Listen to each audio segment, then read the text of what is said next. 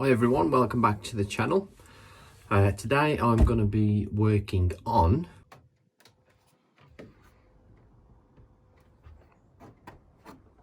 this. So this is my Voodoo Bizango E. It doesn't come with a dropper as standard. It's something I put in maybe about a year and a half, 2 years ago, and it's just started playing up. So if you press it, release it, the cable's sort of sticking. So I'm going to take out the cable, show you the routing, which I've done inside the motor, because that's all got to come out, and I'm going to try and reroute it a little bit better. But also I'm going to switch the cable over to this side because I've got a better lever as well to use. So that's the plan. Let's get the bike in the stand and let's get it sorted.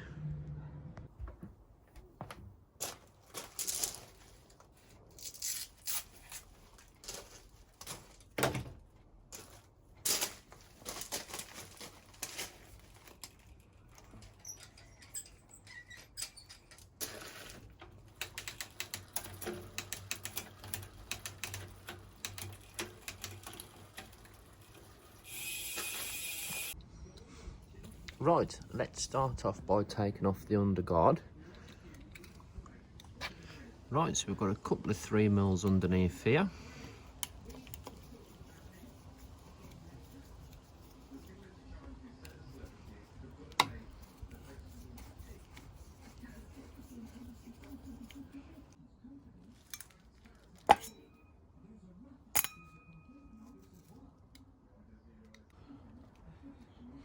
And then we've got two 3mm screws here.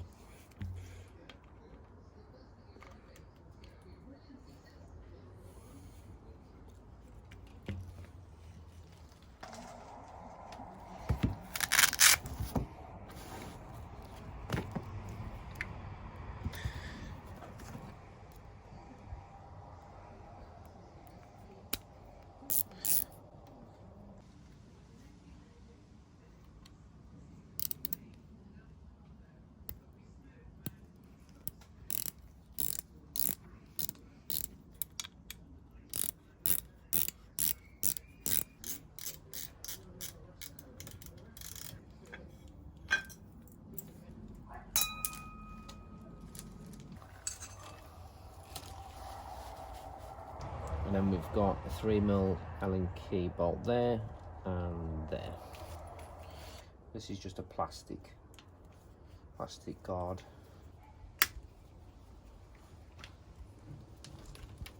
So you'll see the three main holding bolts, this one, and this one, which we've got to undo from the other side, obviously.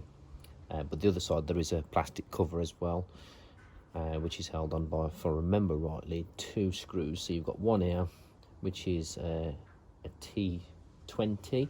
I'll double check that and then I'll show you the other side. It's actually a T15, sorry guys. It's like a really long screw this is, because it goes from this end to hold something the other end. As you can see, it's a, where's the camera? Really long one. Okay, let's just move you around to the other side. I might just turn the bike around so it's easier. Yeah, so it is just the one this side, T15 again. Actually feels a little bit loose. It might be a T20. It's done the trick. And that'll just be, that's all that's holding it. It's just that one the other side, and then that T15 that side. So that's just revealed the nuts. 3 nuts there holding the motor. So yeah, you've got to undo these 3 and these 2. I think they're T40s. So we've got to be undone as well. The motor's then free to come down. Just got to be wary, obviously, of these cables.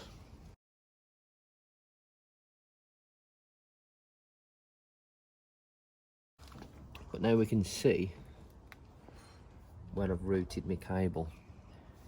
Let's just show you a bit better.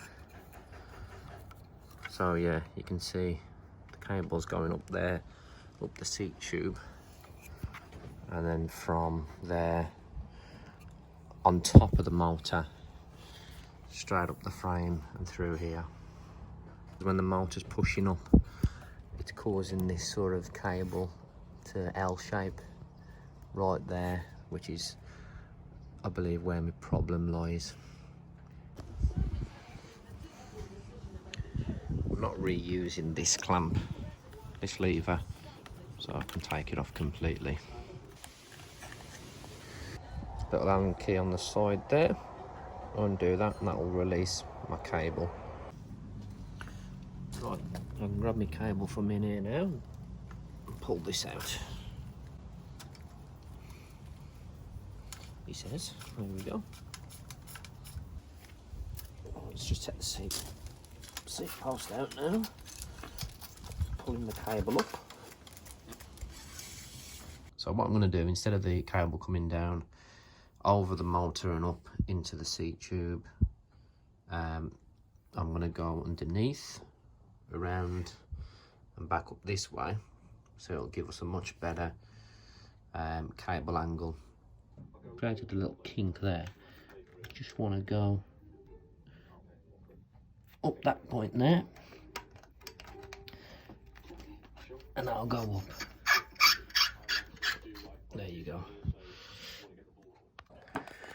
Right, so you've got the dropper post coming out there, down round the motor,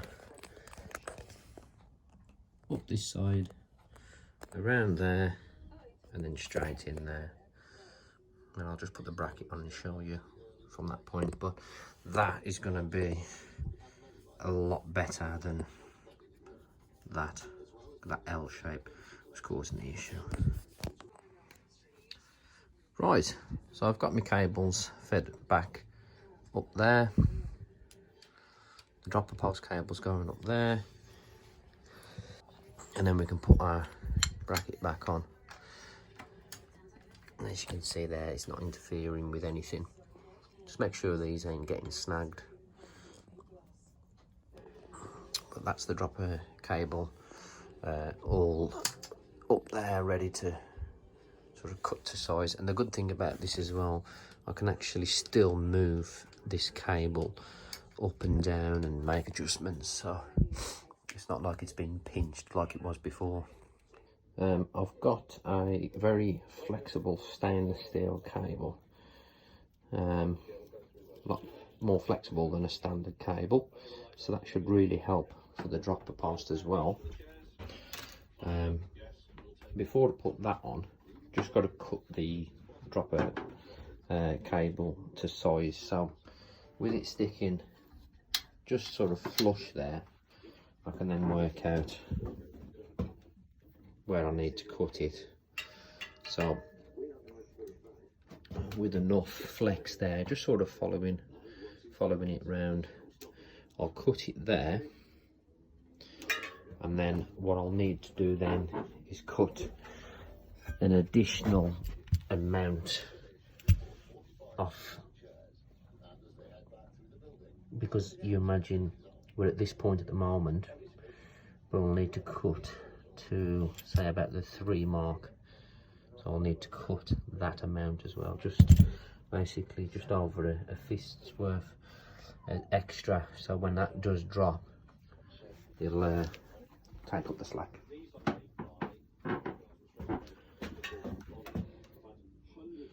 So we'll do that now.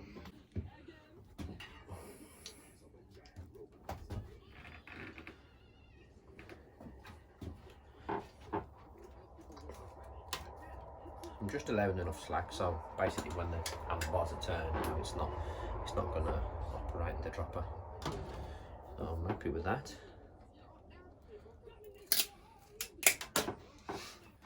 Now I'll do, get my seat post and I'll measure it. So we need to cut it, so I'm going to go to about the 3, because that's usually where I have how far down my seat post normally goes. So then I can say roughly there.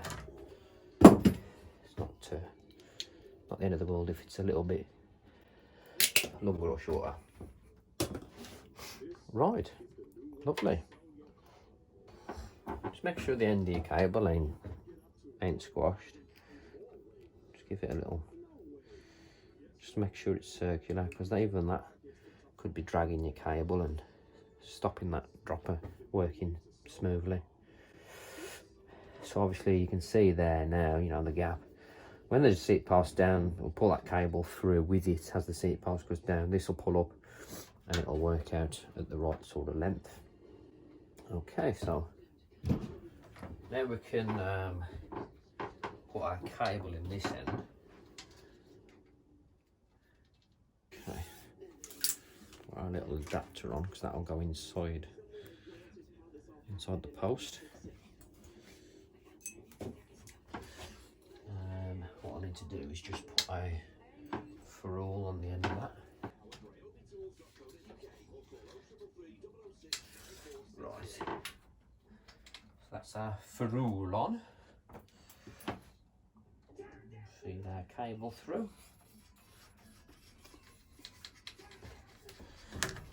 That'll pop out this end. So far so good. No restriction at all there. Is it long enough? Just about. Right, beautiful. No restriction at all. So this end now we can leave that. We need to attach our seat post, and as we're pushing it down, we're going to pull that cable at the bottom there. Just give this post a bit of a clean, bit of fresh grease for the seat post. Put our cable in this little mechanism there. Push down on that cable and slot it in. Right, so now we can, as I'm pushing down on this seat post, I'm just pulling slightly on this cable, just so I know it's going down together. Okay, just close off the clamp. So this end now we can pull the slat from the bottom, he says. There we go. Leave a little bit at the bottom there. Put our ferrule on.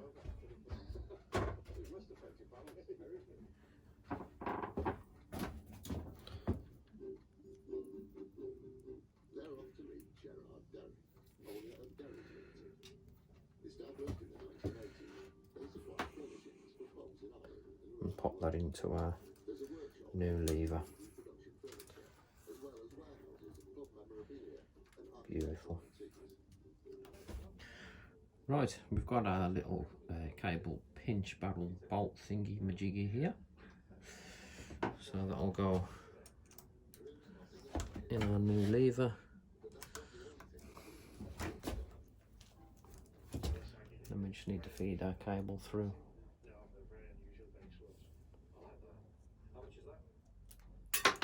It's on the floor. This lever is going to be so much better than the other one.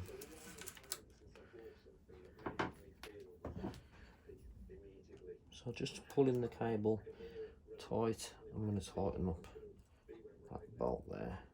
Just nip it up. Let's see how that feels. Now I've got a barrel adjuster down here as well to tighten it up if need be, but look at that. It's effortless. Unbelievable. That's made so much difference.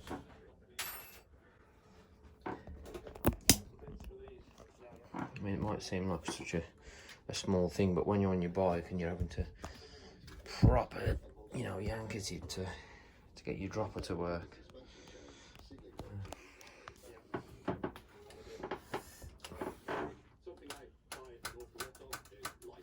Look at that. Just put a little bit of GT85 around it. Work that in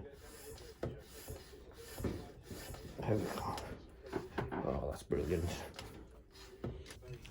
So as you can see there, that cable now has got a bit of slack, so we can pull that up a little bit if we need to. We can pull it down a little bit if we need to.